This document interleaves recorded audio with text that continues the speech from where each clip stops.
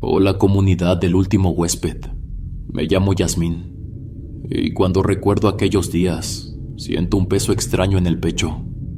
Todo comenzó hace 5 años, cuando la familia de mi esposo Valentino nos pidió que nos hiciéramos cargo de su tío Gerardo. En ese momento pensé que sería una simple muestra de apoyo. Nunca imaginé lo que significaría realmente tenerlo en nuestra casa. Mi suegra, Vikri, tenía 2 hermanos. El mayor vivía en el otro lado, se fue varios años atrás. Pero el otro, Gerardo, era diferente. Nació con una enfermedad que le dificultaba hablar y moverse con soltura. Desde pequeño, su cuerpo era torpe, sus pasos lentos y su voz apenas entendible. Aún así, se valía por sí mismo. Aprendió a vivir con sus limitaciones y nunca fue una carga para nadie. Con los años, sus movimientos se hicieron más pesados, su respiración más pausada y su vista comenzó a fallarle. Aún así, su madre, la abuela de mi esposo, siempre estuvo ahí para él. La señora era fuerte y a pesar de los años, lo cuidaba con ese cariño que siempre le tuvo. Pero nadie es eterno. Cuando su madre enfermó, la familia tuvo que tomar decisiones. No era justo dejar a Gerardo solo, pero tampoco era fácil hacerse cargo de él. Para ese entonces, el señor ya tenía 60 años. Fue cuando Valentino y yo recibimos la propuesta. Nos ofrecieron pagarnos para que lo cuidáramos.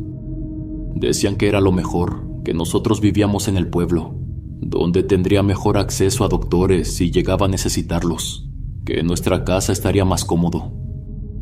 Aceptamos, no solo por el dinero, sino porque pensamos que no sería algo tan complicado. Gerardo era un hombre mayor, pero tranquilo. No pedía mucho, no tenía exigencias, y con un poco de atención podía valerse por sí mismo. Así que dijimos que sí. Llegó a nuestra casa con una pequeña maleta y una expresión de desconcierto. No decía mucho, solo asentía o hacía gestos con la mano cuando le hablábamos. Caminaba despacio, arrastrando un poco los pies, y cuando se sentaba en la silla que le acomodamos en la sala, suspiraba profundamente, como si cargar con su propio cuerpo fuera agotador. A pesar de todo, tenía momentos de alegría. Reía con facilidad, a veces sin razón aparente, y cuando lograba decir algo, lo hacía en un tono fuerte, porque ya no escuchaba bien. Los primeros días fueron tranquilos. Me acostumbré a escuchar sus pasos lentos por la casa, a su risa inesperada y a sus intentos por contarme historias que a veces no entendía del todo. Mi esposo decía que su tío estaba feliz. Me gustaba pensar que era cierto, que de alguna forma le estábamos dando algo de paz. Los meses pasaron y aunque había días pesados, la rutina con Gerardo se volvió parte de nuestra vida. Se levantaba temprano, desayunaba con nosotros y pasaba la mayor parte del día sentado en el corredor, mirando hacia la calle. A veces hablaba solo, a veces reía con algo que nadie más veía. Me acostumbré a sus manías, la manera en que su cuerpo parecía volverse más pesado con cada semana que pasaba. Pero entonces llegó la noticia que cambió todo. La abuela de Valentino, o sea, la madre de Gerardo, falleció. Ya estaba grande y su cuerpo simplemente no aguantó más. Era algo que todos esperaban, pero aún así dolió. No sé si Gerardo alcanzó a comprender del todo lo que pasó. No lloró, no preguntó nada, solo se quedó en silencio por días, con la mirada perdida. Yo intenté estar al pendiente de él, mientras la familia estaba ocupada con todo lo que venía después. Porque, como en muchas familias, cuando alguien se va, lo primero que sale a la luz es la herencia. La señora había dejado todo a sus 3 hijos, incluyendo a Gerardo. Y fue ahí donde la situación se puso incómoda. Mi suegra tenía un carácter especial. Con los años me acostumbré a su forma de ser, pero había cosas que no dejaban de sorprenderme. Desde el momento en que supo que su hermano había recibido una parte de la herencia, se molestó. Decía que era dinero que él ni siquiera podía usar, que no tenía sentido dejárselo a alguien que no sabía administrarlo. que lo justo hubiera sido repartirlo solo entre ella y su otro hermano. Hasta cierto punto podía entender lo que decía. Gerardo no tenía la capacidad de manejar dinero, no tenía necesidad de gastarlo en nada, no lo comprendía del todo. Pero la manera en que mi suegra lo decía, la forma en que hablaba de su propio hermano, como si fuera un estorbo, me pareció cruel. Como si pensara que él no tenía derecho a nada, como si su existencia fuera un problema que ella debía cargar. Las discusiones sobre qué hacer con el dinero empezaron poco después. Y en medio de todo, Gerardo seguía sentado en el corredor, sin saber que su vida estaba a punto de cambiar. Después de varias discusiones dentro de la familia, se tomó la decisión de meter la parte de la herencia de Gerardo en el banco. Dijeron que lo mejor era ahorrarlo y usarlo para seguir pagándome por cuidarlo. Al principio pensé que era una solución justa. Así no habría problemas con el dinero, y el señor siempre tendría lo necesario. Pero pronto me di cuenta de que las cosas no serían tan fáciles. El acceso a ese dinero lo tenía mi suegra, y aunque se suponía que era para su hermano, había veces en las que parecía que se hacía la sorda cuando se trataba de usarlo. Yo tenía un pago por hacerme cargo de él, sí, pero cada vez que necesitaba dinero para su comida, sus medicamentos, los pañales que comenzó a usar con más frecuencia, o incluso algo tan simple como ropa nueva, me encontraba con un problema. Mi suegra no nos daba nada. No decía que no directamente, pero daba largas. Decía que iba a revisar, que luego hablábamos del tema, y el dinero simplemente no llegaba. Muchas veces tuve que presionar a mi esposo para que hablara con ella, para que exigiera lo que era de su tío. A él no le gustaba meterse en esos asuntos. Decía que era mejor no discutir con su mamá, que seguro era un malentendido, pero yo sabía que no lo era. Incluso intentamos llamarle a su otro hermano en Estados Unidos, pero aclaró que él no podía hacer nada. No tenía acceso a ese dinero. Gerardo necesitaba cosas básicas y el dinero estaba ahí, guardado, sin que nadie lo tocara. Como si lo estuvieran cuidando al extremo. Como si prefirieran hacer de cuenta que no existía antes que usarlo para lo que realmente importaba. Y mientras tanto, Gerardo seguía en la misma silla, con la misma ropa vieja, comiendo lo que podíamos darle con lo que sacábamos de nuestro propio bolsillo. Empecé a sentir que lo que hacíamos no era solo cuidar de él, sino luchar constantemente por lo que le correspondía, como si cada cosa que necesitaba tuviera que ser peleada, discutida y justificada. Y en el fondo, por más que intentaba ignorarlo, había algo en esa situación que me hacía sentir incómoda. A veces mi suegra iba a visitarnos. No era frecuente, pero cuando lo hacía, siempre había algún comentario que me dejaba con un mal sabor de boca. Se sentaba en el patio con nosotros, tomando café o simplemente viendo pasar el tiempo. En esas visitas, Gerardo también se hacía presente, aunque de una manera más callada. Se quedaba en su silla, a un lado, mirando a la nada o escuchando la plática sin intervenir mucho.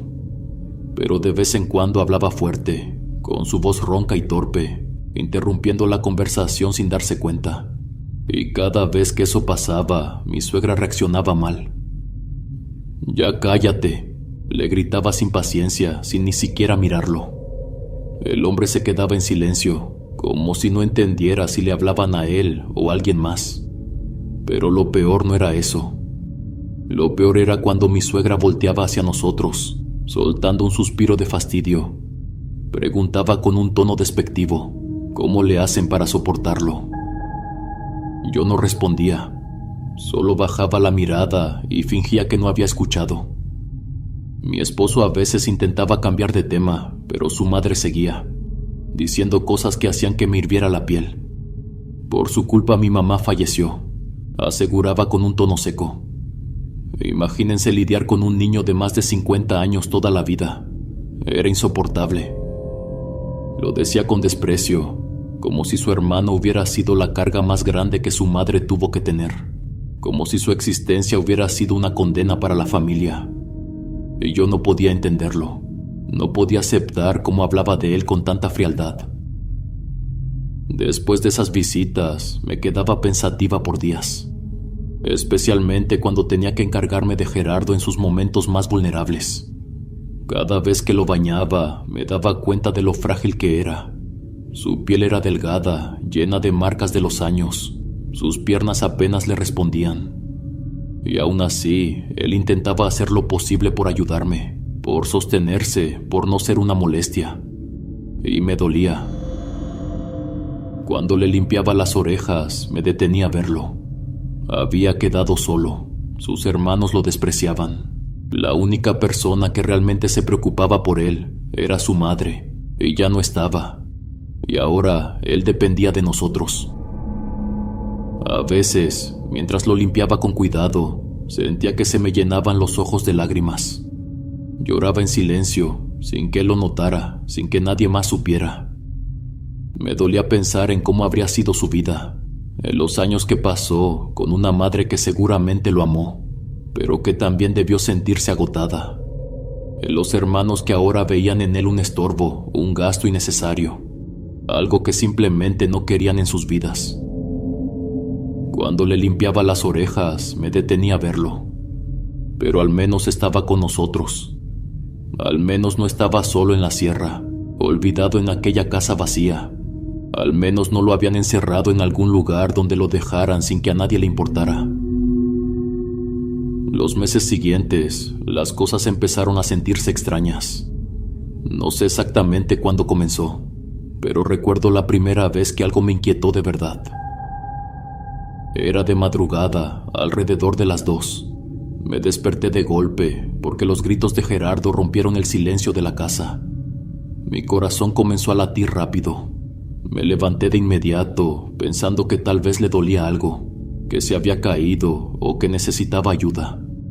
Pero cuando me acerqué a su cuarto, me di cuenta de que no era eso. Desde el pasillo podía escuchar su voz fuerte, ronca, desordenada. Estaba hablando con alguien. Y lo que más me incomodó fue que también estaba riendo. No una risa desesperada o de dolor, sino una risa sincera, como si estuviera conversando con alguien que le causaba gracia. Me quedé parada junto a la puerta sin saber qué hacer. No quise abrir de inmediato porque me sentía tensa, como si estuviera interrumpiendo algo, pero tampoco podía dejarlo así. Toqué suavemente la madera y lo llamé, pero no respondió. Su voz siguió sonando en la habitación por unos minutos más, hasta que de pronto se apagó. Esperé un momento antes de abrir con cuidado. La luz de la calle se filtraba por la ventana, iluminando la cama donde Gerardo dormía como si nada hubiera pasado. Respiraba tranquilo, como si nunca se hubiera despertado. Me quedé unos segundos ahí, tratando de entender lo que acababa de pasar. Tal vez había estado soñando. Tal vez su mente le jugaba trucos y creía estar hablando con alguien en sus sueños. Era lo más lógico. Así que, aunque la sensación de inquietud no desapareció del todo, decidí dejarlo pasar. Pensé que sería algo aislado, un episodio extraño y nada más. Pero estaba equivocada, porque esa fue solo la primera vez. Fue por ese mismo periodo cuando mi suegra empezó a cambiar. Después de meses de indiferencia, de negarse a soltar dinero para las necesidades de Gerardo, de repente comenzó a mostrarse atenta. No de la manera en que uno esperaría de una hermana preocupada, pero sí en pequeños detalles que antes jamás habría tenido con él. Empezó a traerle comida. No se quedaba a verlo comer ni pasaba tiempo con él, pero llegaba con sopas calientes, con guisos suaves que sabía que podía masticar sin problema. A veces le traía fruta ya cortada en un tupper o dulces que recordaba que a él le gustaban de niño. También le compró ropa. Nada costoso, nada demasiado especial. Pantalones cómodos, camisetas de manga larga, hasta calcetas gruesas para el frío.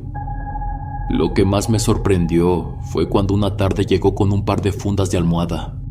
Eran de tela blanca, bordadas con pequeñas flores azules y hojas verdes.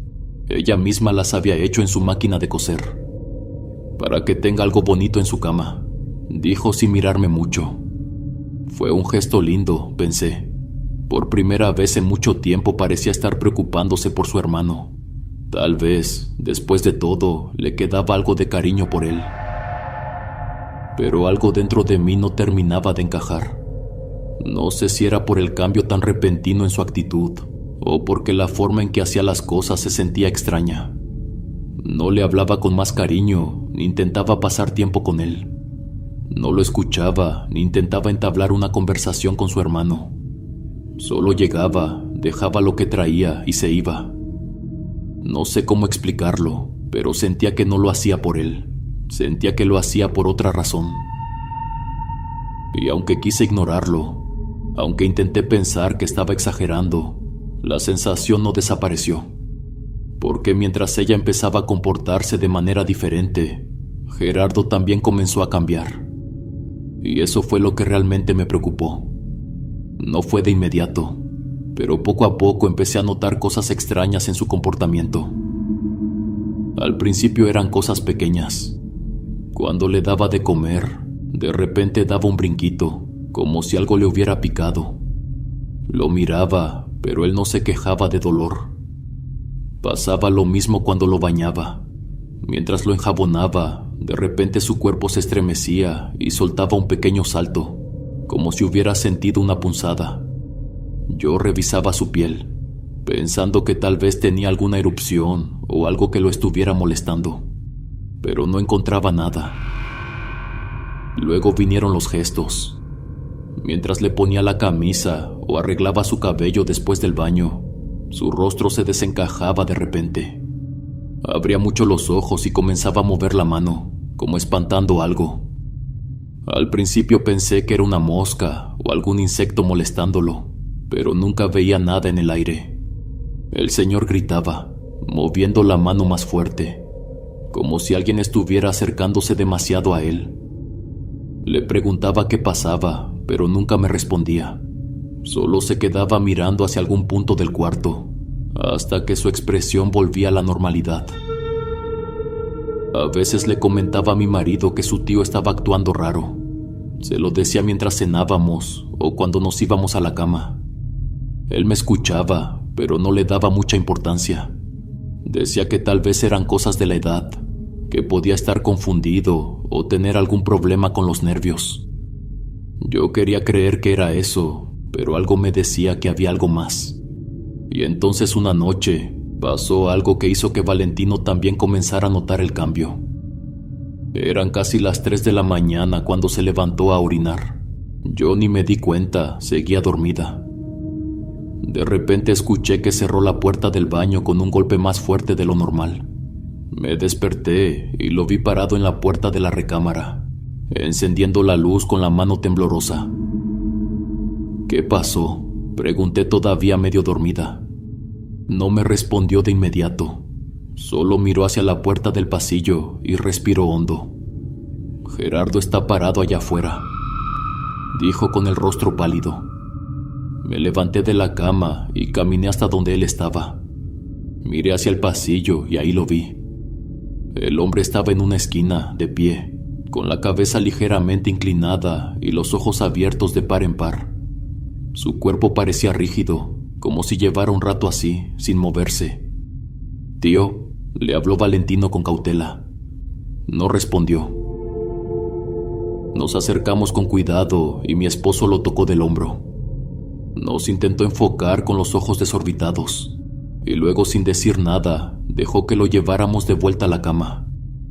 No puso resistencia, no preguntó nada. Solo se acostó y en cuestión de segundos volvió a dormirse. Pero nosotros no, porque esa imagen de Gerardo, parado en la oscuridad con esa mirada perdida, nos dejó un escalofrío que nos duró hasta el amanecer. Y aunque Valentino no dijo nada, yo supe que a partir de esa noche, él también empezó a darse cuenta de que algo no estaba bien. Poco después de aquella ocasión, empecé a notar algo más preocupante. Al bañarlo o cambiarlo, veía pequeñas manchas en su piel. Eran moretones, marcas dispersas en sus brazos y piernas, como si algo lo hubiera golpeado. No parecían heridas profundas, pero no tenía sentido que aparecieran de la nada. Gerardo apenas si se movía solo. No podía haberse caído sin que nos diéramos cuenta. Además de eso, su comportamiento comenzó a volverse más extraño. A veces, mientras estaba sentado en su silla del corredor, parecía como ido, con la mirada perdida en algún punto fijo.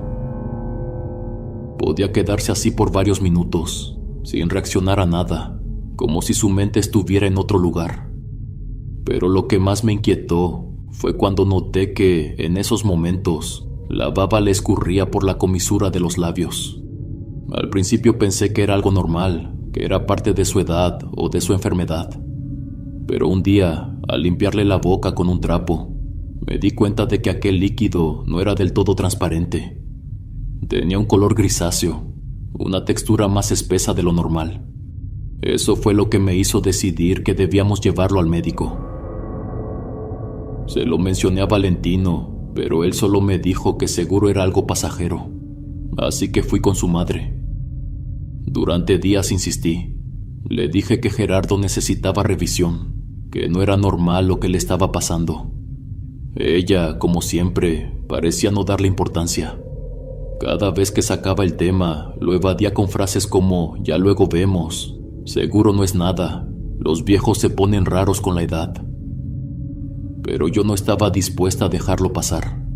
Después de insistirle por un tiempo, al fin me dio dinero para llevarlo al doctor. El médico lo revisó con calma. Dijo que los moretones podían ser por falta de nutrientes, que a su edad la piel se volvía más frágil. Le recetó medicamentos para fortalecerlo y también algunas vitaminas para mejorar su estado general. Pero nada de eso pareció funcionar. A pesar de que Gerardo seguía empeorando, mi suegra continuaba llevándole comida. Era algo que ya se había vuelto una costumbre. Llegaba por la tarde, dejaba su tupper en la mesa y se iba casi de inmediato.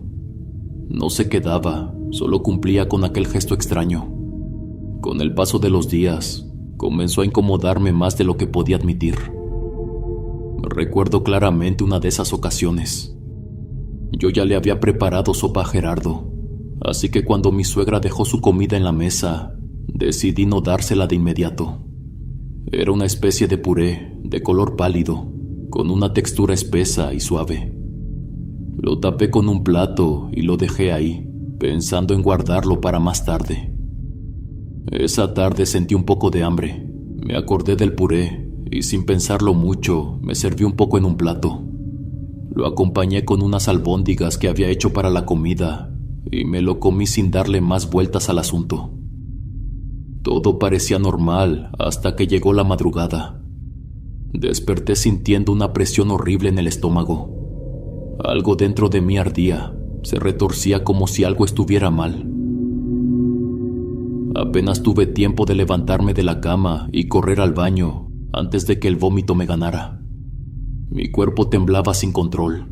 Sentía frío, pero al mismo tiempo un calor insoportable en la cara. El estómago me dolía como si alguien me estuviera retorciendo por dentro. Mi marido se despertó de inmediato y corrió a sostenerme. «Tranquila, tranquila», me dijo mientras me sujetaba el cabello y me pasaba un trapo húmedo. Yo apenas podía hablar. Mis brazos me pesaban, mis piernas apenas me sostenían. Me tomó casi una hora poder acostarme de nuevo sin sentir que todo el cuarto daba vueltas. Mientras estaba en la cama, sintiendo aún el malestar en mi cuerpo, intenté pensar en qué pudo haberme hecho daño. Había comido lo mismo que mi esposo. Las albóndigas, la sopa, todo lo había compartido con Valentino. Y él estaba bien. Lo único diferente era el puré que había traído mi suegra. La idea me golpeó como un cubetazo de agua fría. Había sido eso. Me había enfermado por lo que ella trajo. La duda comenzó a crecer dentro de mí, lenta, pesada, y en medio del mareo algo me decía que eso no había sido una coincidencia. Una noche, después de un día especialmente agotador, me quedé dormida en el sofá viendo una novela. No sé cuánto tiempo pasó, pero desperté de golpe al escuchar un sonido extraño. Era un crujido seco, como si algo se hubiera movido lentamente sobre el piso de la casa. Me quedé quieta por un momento, tratando de entender si lo había soñado o si realmente lo había escuchado. Pero entonces el ruido volvió.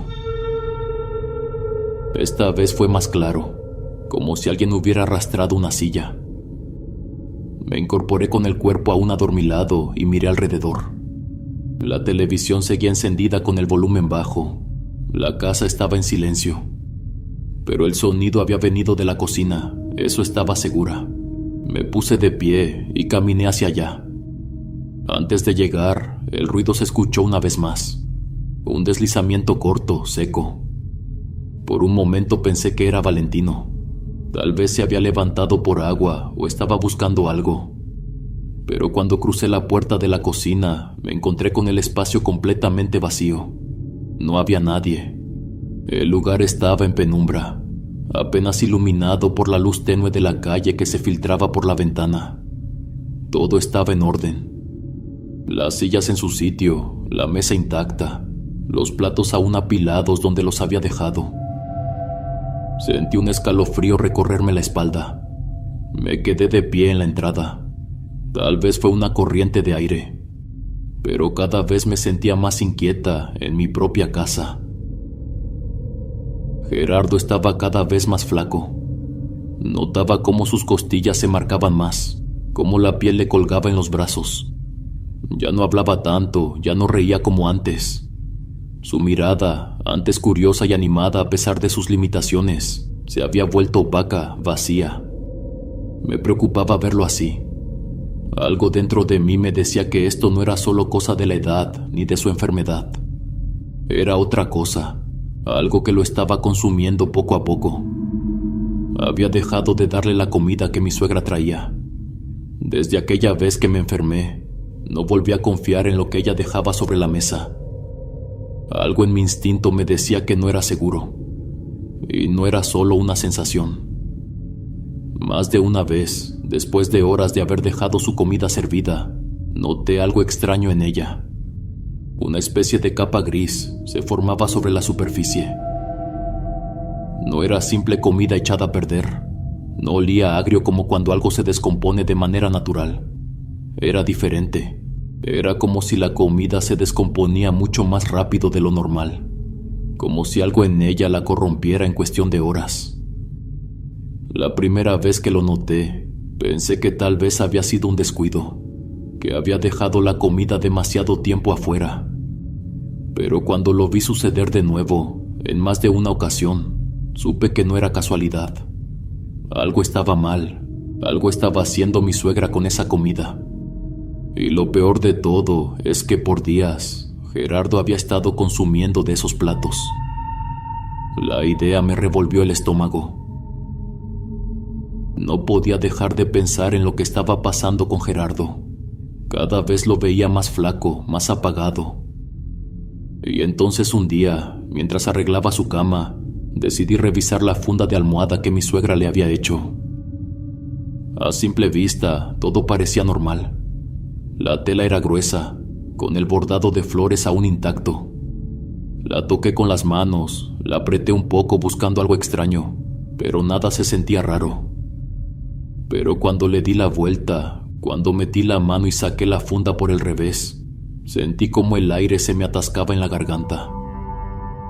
Por dentro, la tela estaba cubierta de manchas negras, dispersas por toda la superficie interior, como si hubieran aparecido poco a poco.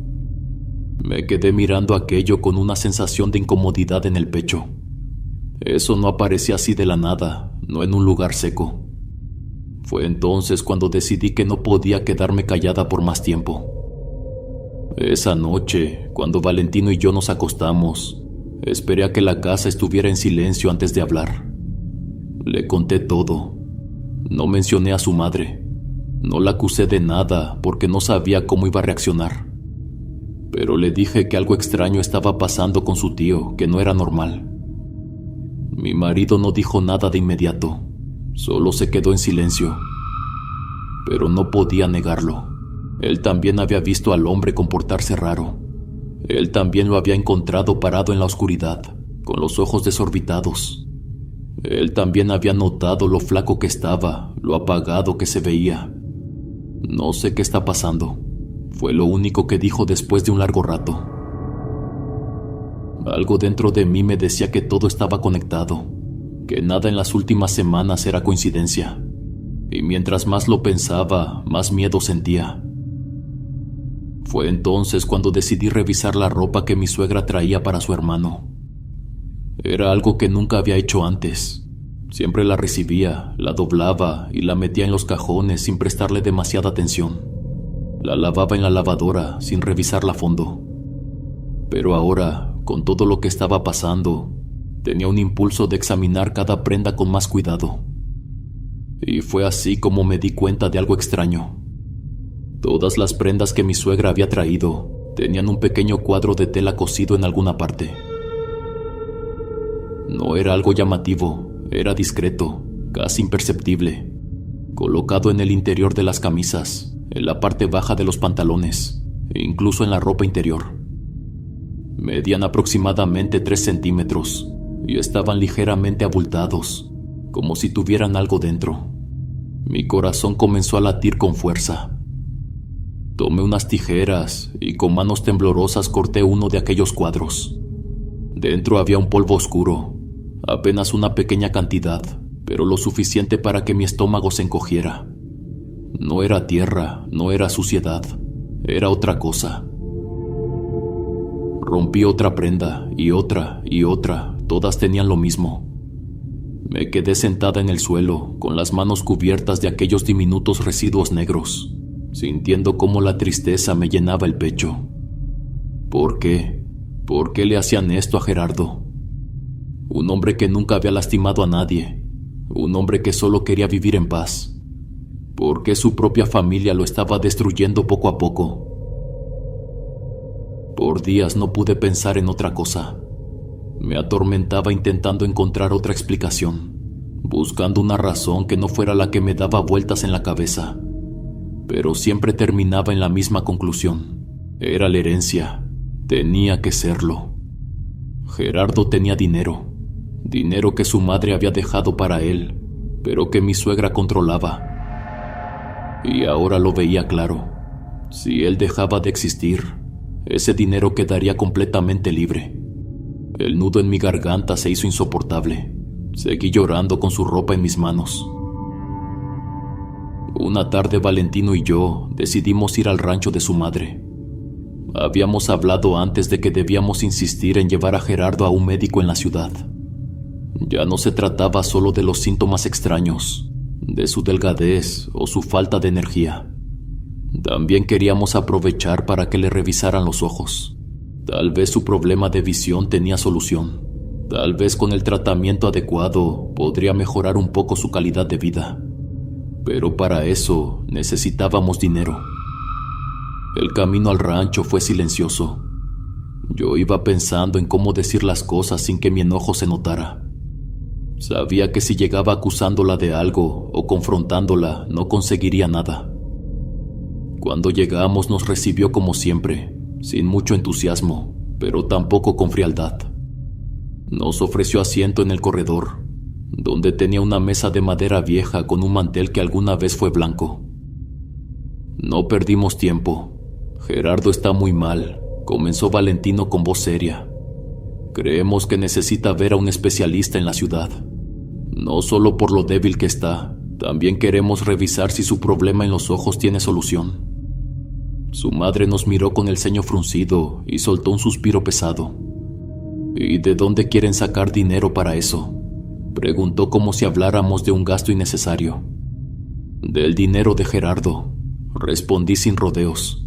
Es suyo, para eso es. Se quedó callada por un momento, apretando la mandíbula, como si le molestara que dijera eso. Luego se acomodó en la silla y negó con la cabeza. El dinero está invertido, dijo con calma. No puedo tocarlo así nada más. Sentí como la ira me subía por el pecho, pero respiré hondo y me obligué a mantener la compostura. Su hermano está enfermo, le dije con voz tranquila, aunque cada palabra me quemaba en la garganta. Y lo más extraño es que esto pasó de la noche a la mañana. Antes se reía, hablaba, comía bien, y ahora apenas si puede moverse. Por eso queremos llevarlo a un médico. Le traté de insinuar que lo que pasaba no era normal, que de alguna manera yo sabía lo que realmente ella le estaba haciendo. Mi suegra no respondió de inmediato. Se limitó a mirarme con una expresión indescifrable, como si estuviera midiendo mis palabras, como si tratara de ver si había una segunda intención detrás de lo que decía. Yo sostuve su mirada. Sabía que estaba molesta. Sabía que no le gustaba que le pidieran dinero, pero también sabía que no tenía argumentos para negarse. Finalmente desvió la mirada y murmuró: «Voy a ver qué puedo hacer». No insistí más. Me levanté de la mesa y le di las gracias con la voz más neutral que pude. Valentino hizo lo mismo. Pero mientras salíamos del rancho, sentí que algo dentro de mí se quebraba, porque sabía que no iba a hacer nada. Los días siguientes fueron horribles. Gerardo se enfermó de una manera que jamás había visto. Su cuerpo ya débil parecía haberse rendido por completo. Apenas si podía moverse, y cuando intentaba hablar, su voz salía entrecortada, como si no tuviera fuerzas para decir nada. A veces su respiración se volvía pesada, como si cada inhalación fuera un esfuerzo enorme. Las noches eran aún peores. No podía dejarlo solo, así que puse una silla junto a su cama y me quedaba ahí, con la cobija sobre los hombros, esperando a que pudiera dormir tranquilo. Pero eso casi nunca pasaba. El hombre se despertaba sobresaltado, con los ojos abiertos de par en par, respirando agitado. Algunas veces solo murmuraba cosas que no entendía, palabras sueltas, frases entrecortadas que parecían no tener sentido. Otras veces su reacción era peor. Se aferraba a las sábanas con las manos temblorosas y comenzaba a gritar. Yo intentaba calmarlo, hablándole con suavidad, tomándole la mano para que sintiera que no estaba solo. Pero había noches en las que nada funcionaba. La fiebre subía y subía. A veces su piel estaba tan caliente que me asustaba tocarlo. Su frente sudaba, sus labios temblaban, y en varias ocasiones su cuerpo entero empezó a sacudirse con escalofríos. Yo no dormía casi nada. Me quedaba ahí, atenta, esperando que la fiebre bajara, cambiándole los paños fríos, asegurándome de que al menos tomara agua. Yo rezaba, pero no parecía funcionar. Las noches sin dormir, las fiebres que no bajaban y los gritos de Gerardo me hicieron tomar una decisión. Empecé a preguntar discretamente por un curandero. No podía hacerlo de manera abierta. Sabía que en los pueblos los rumores viajaban más rápido que el viento. Y si alguien llegaba a decir que yo andaba buscando ayuda de ese tipo, la noticia llegaría a oídos de mi suegra. Así que fui con cuidado. Me acercaba a algunas personas de confianza. Preguntaba con la voz baja, como si hablara de algo sin importancia.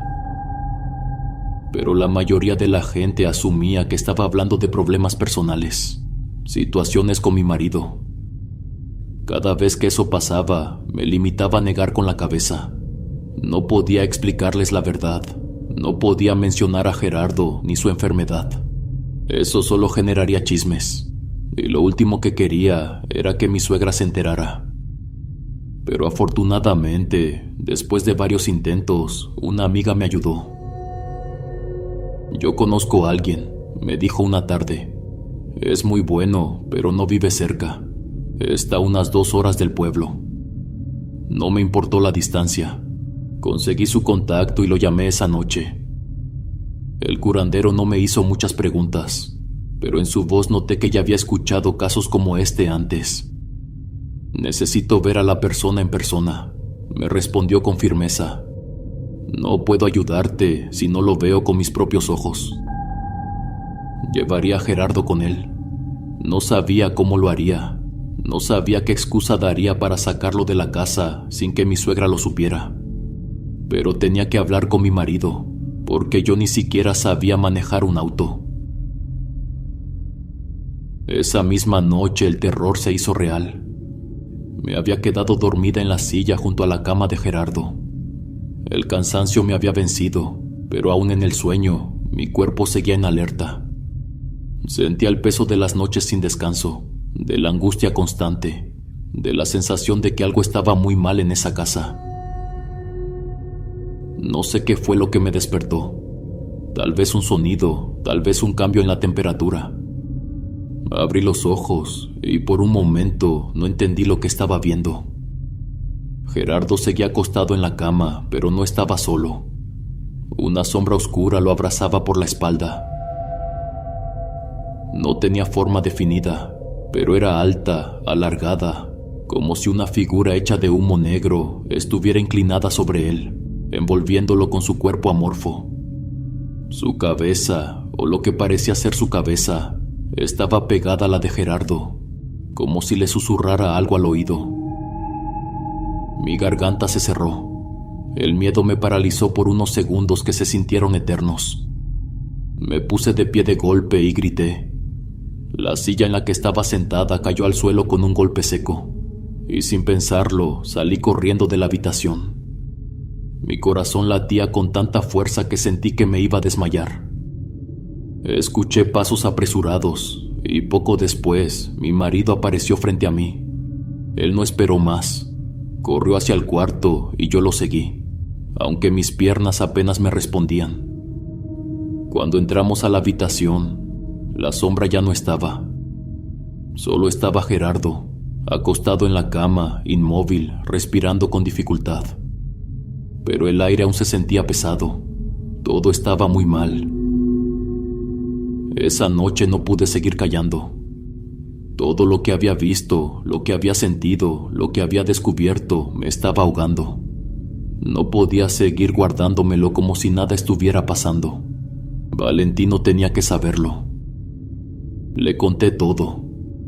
Le dije que la comida que su madre traía para Gerardo se echaba a perder demasiado rápido, que las manchas negras en la funda de la almohada no eran normales, que la ropa que ella le regalaba tenía pequeños cuadros de tela cosidos y que dentro de ellos había encontrado un polvo oscuro.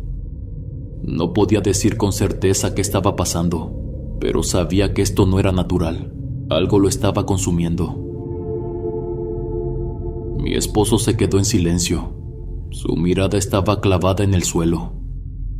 Sabía que no quería creerme, que no podía aceptar que su propia madre estuviera haciendo algo así. Pero tampoco podía negarlo. Él también había visto a su tío deteriorarse de manera extraña. Lo había encontrado parado en la oscuridad. Había sentido el aire pesado en la casa. Le pedí que me llevara con el curandero. No teníamos otra opción. Por un momento pensé que me diría que no, que se negaría, que buscaría alguna excusa para evitarlo. Pero después de un largo silencio, asintió. Nos iríamos al amanecer. El amanecer llegó con un peso insoportable en el pecho. Me apresuré a levantarme de la silla en la que había dormido junto a Gerardo y lo vi de inmediato. Estaba peor. Su piel tenía un tono casi blanco, con un sudor frío cubriéndole la frente. Temblaba y su respiración era irregular, débil, como si su cuerpo estuviera perdiendo la fuerza para seguir funcionando. Entonces empezó a vomitar. Fue de repente, sin previo aviso. Se inclinó apenas y su cuerpo se sacudió con violentas arcadas. El líquido que salió era oscuro, espeso, con un olor amargo que me revolvió el estómago. Traté de sostenerlo, de limpiarlo, pero no dejaba de temblar. El pánico me envolvió. No podíamos esperar. No había tiempo para el curandero. Gerardo se estaba yendo. Le grité a Valentino y sin perder más tiempo lo sacamos de la casa y lo subimos al carro. Yo iba en el asiento trasero, sosteniéndolo como podía, tratando de mantenerlo despierto. Su cuerpo se sentía más ligero de lo que debería. Cuando llegamos al hospital, los médicos lo atendieron de inmediato. No nos dejaron entrar con él. Nos hicieron esperar afuera. Las horas pasaron, pero yo sentía que el tiempo se había detenido. Y entonces salió una enfermera. El peso en su mirada me lo dijo antes de que siquiera abriera la boca. Gerardo había fallecido. No sentí el momento en el que mi cuerpo se derrumbó. Valentino solo se quedó de pie, mirando la pared como si su mente estuviera vacía. No llegamos a tiempo, ni siquiera pudo ver al curandero. Se había ido, solo, en una camilla fría de hospital. El funeral fue rápido. No hubo velorio largo, ni mucha gente llorando por él. Apenas un puñado de familiares y algunos vecinos que lo conocían de vista. Gerardo no tenía amigos cercanos. No tenía nadie que realmente lo llorara más allá de nosotros. El entierro fue igual, sin discursos largos, sin palabras bonitas. La vida pareció seguir su curso, como si nada hubiera pasado, como si Gerardo nunca hubiera existido. Apenas podía procesar su partida cuando escuché el rumor. Ni siquiera había pasado una semana y ya mi suegra estaba viendo con el banco lo del dinero de su hermano. Al principio no lo quise creer. Me parecía imposible que tuviera tan poca vergüenza, que ni siquiera esperara un tiempo prudente, que no fingiera al menos un poco de duelo antes de mover sus piezas. Pero no era un rumor, era verdad. Para mí todo era una locura, inhumano. Su hermano aún estaba fresco bajo la tierra, y ella ya estaba viendo cómo mover su herencia. Y lo peor de todo es que yo sabía la verdad. Sabía que no había sido una simple enfermedad, que no había sido casualidad. Sabía que no era solo su edad o sus problemas de salud. Había sido su hermana. Lo había destruido poco a poco. Lo había consumido hasta dejarlo en nada. Me sentía culpable por no haberme movido más rápido, por no haber hecho las cosas con más agilidad. A pesar de todo, no me quedé con la duda. Fui con el curandero. No podía quitarme de la cabeza todo lo que había pasado con Gerardo. Sabía que ya era tarde para salvarlo, pero aún sentía que había algo pendiente. Llevé conmigo algunas de sus cosas. La ropa que mi suegra le había dado, la funda de la almohada con aquellas manchas negras, las pocas pertenencias que le habían quedado. Sabía que esos objetos guardaban algo. No podía explicarlo, pero lo sentía. El hombre me recibió con calma. Apenas le di la bolsa con la ropa y las fundas, su expresión cambió. Sostuvo una de las camisas entre sus manos, la pasó cerca de su rostro y cerró los ojos por unos segundos. Dijo que ahí había algo oscuro. No era solo brujería común, era algo más denso, más pesado, algo que se había tejido en cada prenda, en cada objeto que usaba, como una telaraña invisible que lo atrapó hasta dejarlo vacío. Me advirtió que lo mejor era quemarlo todo lo que había pertenecido a él. Dijo que esa energía no desaparecía con su partida, que si dejábamos sus cosas en la casa, lo que lo había consumido podía quedarse con nosotros, expandirse a Valentino, a mí. No quise dudar, no quería que eso siguiera con nosotros. Esa misma noche hice lo que me dijo. Encendí un fuego en el patio y fui arrojando poco a poco sus cosas a las llamas. Vi cómo la tela se consumía y el humo subía en espirales densas. Pero con cada prenda que echaba, sentía que algo dentro de mí se rompía un poco más. No era miedo, no era alivio, era tristeza. Me dolía deshacerme de sus cosas, porque aunque al principio no había querido admitirlo, le había tomado cariño a Gerardo. Me había acostumbrado a sus risas, a sus gestos torpes, a su manera de existir sin hacerle daño a nadie. Y ahora todo lo que quedaba de él eran cenizas flotando en el viento. Han pasado los años, y a pesar de todo, la vida de mi suegra sigue como si nada hubiera pasado. Su rutina no cambió, su forma de ser se mantiene intacta, y el tiempo no le ha cobrado nada por lo que hizo. Desde el día en que Gerardo falleció, esperé que tarde o temprano algo le sucediera, que la culpa la alcanzara, que el destino equilibrara la balanza, que el peso de lo que hizo la doblara de alguna manera. Pero no, está bien. Su vida continúa normal. A veces la veo y me sorprende lo fácil que le ha resultado seguir adelante. Nunca mencionó a Gerardo después de su entierro. Nunca habló de él con nostalgia ni con remordimiento. Pareciera que para ella nunca existió. La herencia quedó en sus manos y con el tiempo la manejó como quiso. Ella y su otro hermano hicieron lo que quisieron. No hubo consecuencias, no hubo justicia, solo el silencio y la certeza de que todo lo hizo con plena conciencia, sin dudar, sin quebrarse, sin arrepentimientos. Ahora le tengo miedo, la evito lo más que puedo. Ya no confío en ella, no la veo con los mismos ojos de antes. No porque tenga poder sobre mí, sino porque sé de lo que es capaz. Sé que hay gente mala en el mundo, pero vivir tan de cerca con alguien como ella, verla actuar con tanta frialdad con su propio hermano, me hizo comprender que hay personas que no tienen límites, que no sienten nada cuando hacen daño. No me gusta estar en su casa, no me gusta verla a los ojos. Me incomoda su presencia, su sonrisa fingida. Quizás no le importa, quizás sabe que no puedo hacer nada, pero lo que más me inquieta no es eso. Lo que más me atormenta es la idea de que, si la vida no le ha cobrado nada aún, tal vez nunca lo haga. Tal vez el mundo está lleno de personas como ella, que pueden destruir vidas y seguir adelante sin que nada las detenga. Y eso es lo que me da verdadero miedo. Una vez más estamos acá, mis queridos huéspedes. Gracias por abrirme un pequeño espacio en sus vidas.